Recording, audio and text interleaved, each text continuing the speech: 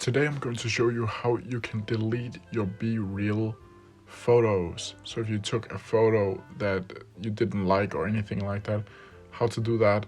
First of all, you need to go into your app, your Bereal app. Then you're going to choose your Bereal for today. Then up in the right hand corner, you're gonna see 3 dots. That one you're gonna click on, and down in the bottom you can see share my reel, add to photos, change audience, or delete my Bereal.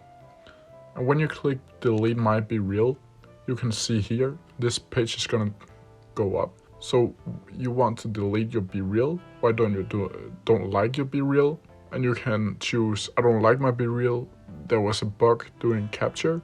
I can't see anything on my Bereal, inappropriate content, or other. I'm just gonna choose this for this tutorial. And down here you can check, you can see I changed my mind. That way you are going back. Or yes, I am sure. I'm gonna click on yes, I am sure. And there you have it. Now your Bereal is officially deleted, as you can see here. I hope this helps. If you have any questions, leave them down in the comment section below, and I'll try my best to answer them as quickly as possible.